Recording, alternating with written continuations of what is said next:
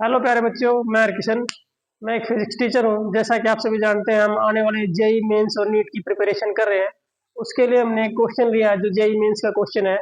Statement given है, two liquids A and B have theta A and theta B as contact angles in a capillary tube.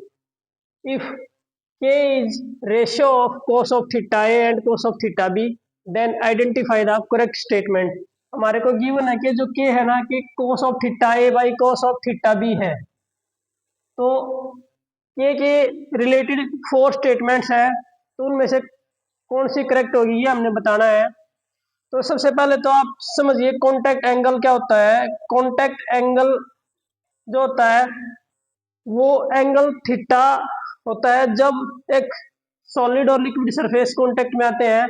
तो solid surface के ऊपर liquid surface का जो meniscus बनेगा, जैसे for example हमने फ्लोर ले लिया एक कोई भी, तो उसके ऊपर फ्लोर के ऊपर अगर हम मरकरी डालते हैं तो मरकरी की शेप ये आती है, और वाटर डालते हैं तो उसकी शेप ये आती है। चाहे मान लो ग्लास फ्लोर है, तो जो ये मरकरी ड्रॉप है ये वाली आपकी, और ये आपका वाटर है जो ऐसे बिखरा हुआ है सरफेस के ऊपर। तो लिक्विड एयर टेंजेंट और लिक्विड सॉलिड टेंजेंट के बीच में इनसाइड लिक्विड जो ये एंगल बनता है इसे बोलते हैं एंगल ऑफ कांटेक्ट। तो मरकरी जो ग्लास सरफेस के ऊपर जो बनाता है वो एंगल जो थीटा बनाता है वो ऑब्ट्यूज बनाता है। थीटा जो बनाता है ग्रेटर देन 90 बनाता है।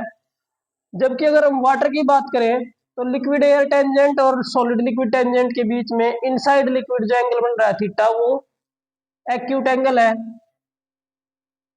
तो अगर कोई लिक्विड किसी सॉलिड सरफेस पे एक्यूट एंगल बना रहा है, थीटा की वैल्यू लेस देन 90 है, तो cos ऑफ थीटा की वैल्यू जो आएगी पॉजिटिव आएगी।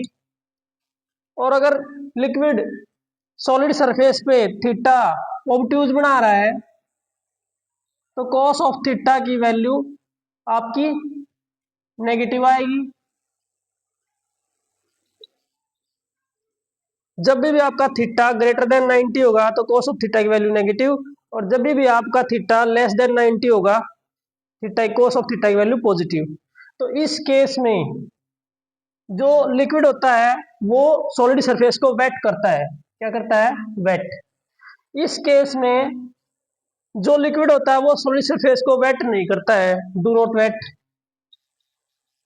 अब जैसे अगर हम मरकरी की बात करें, मरकरी ट्यूब जो कि ग्लास की बनी होती है, बहुत फाइन बोर की, बहुत ही पतले से सुराख की एक पतली सी ट्यूब होती है। जैसे उसको आप वाटर में डिप करते हैं ना, तो उसमें लिक्विड राइज हो जाता है, ऊपर की तरफ आ जाता है।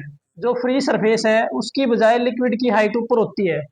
और उसी मरकरी को जब आप मरकरी में डिप करते हैं, इस टब में हमने मरकरी लिया है, इसमें हमने वाटर लिया है, तो मरकरी जो होता है फॉल डाउन कर जाता है। इसे एसेंट बोलते हैं, असेंडिंग, ये डिसेंडिंग एक तरह से डिसेंट फॉर्मूला। तो इसमें कैपिलरी राइज होता है, इसमें कैपिलरी फॉल डाउन हो रहा है लिक्विड का। तो इसमें अगर आप ध्यान से देखेंगे तो जो मेनिस्कस बन रहा है आपका यहाँ, ये लिक्विड एयर टेंजेंट और सॉलिड लिक्विड टेंजेंट के बीच में थीटा जो आपका लेस देन 90 है। और यहाँ अगर आप देखेंगे तो लिक्विड एयर और लिक्विड सॉलिड टेंजेंट के बीच में जो थीटा है वो आपका ग्रेटर देन 90 है। यहाँ थीटा आपका ग्रेटर देन 90 है और यहाँ आपका थीटा लेस देन 90 है। तो यहाँ जो मेनिस्कस बनता है, cos ऑफ थीटा की वैल्यू यहाँ पर पॉजिटिव आएगी और cos ऑफ थीटा की वैल्यू यहाँ पर आपकी नेगेटिव आएगी। तो यहाँ जो आपका मेनिस्कस बन रहा है वो बनता है कनकेव, और यहाँ जो आपका मेनिस्कस बन रहा है वो बन रहा है कन्वेक्स। जब थीटा आपका ऑब्ट्यूज है तो मेनिस्कस कन्वेक्स, cos थीटा की value negative, cos of theta की वैल्यू क्या आएगी? नेगेटिव। जब आपका थीटा एक्यूट है तो मेनिस्कस बन रहा है कनकेव और cos ऑफ थीटा की वैल्यू जो आएगी पॉजिटिव।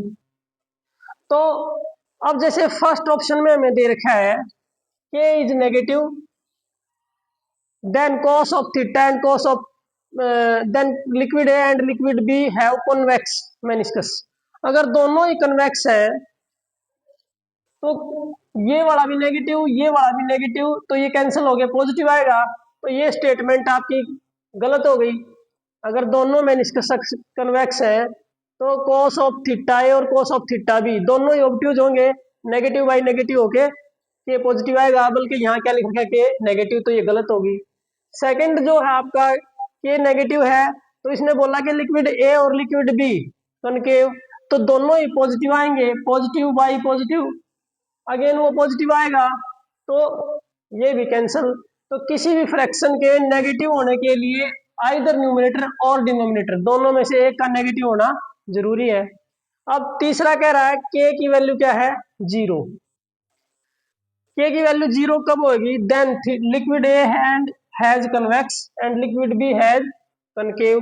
देखो जब के की वैल्यू जीरो होगी तो न्यूमरेटर का जीरो होना, क्योंकि के एक फ्रैक्शन है तो न्यूमरेटर बाई डिनोमिनेटर हो गया।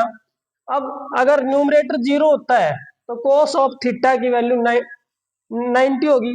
cos ऑफ थीटा की वैल्यू जीरो तब होती है जब आपका थीटा कितना हो, 90।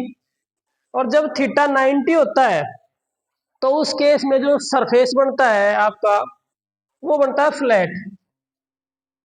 क्या बनता है, फ्लैट। जबकि इसने क्या दिया कि वो क्या बन रहा है, कन्वेक्स, तो ये भी गलत हो गया। तो के जीरो होने के लिए न्यूमरेटर की वैल्यू जीरो होनी चाहिए, डिनोमिनेटर की वैल्यू जीरो नहीं हो सकती, denominator is not equal to zero, क्योंकि ये जीरो बाई जीरो के अनडिफाइंड फॉर्म आ जाएगी, और समथिंग बाई जीरो आ गया तो भी अनडिफाइंड हो जाएगी। तो ये वाला तो फ्लैट हो ही नहीं सकता किसी भी केस में, लिक्विड भी। के की वैल्यू जीरो होने के लिए न्यूमरेटर का जीरो होना जरूरी है, वो तब होता है जब थीटा क्या हो आपका 90, तो सरफेस बनता है फ्लैट, तो सी भी नहीं हो सकता। तो हमारा ऑप्शन आ गया डी, डी करेक्ट आंसर है।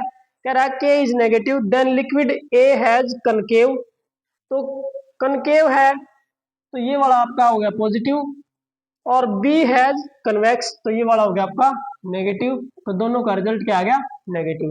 तो आपका जो डी ऑप्शन है वो करेक्ट रहेगा। Thank you, have a nice day.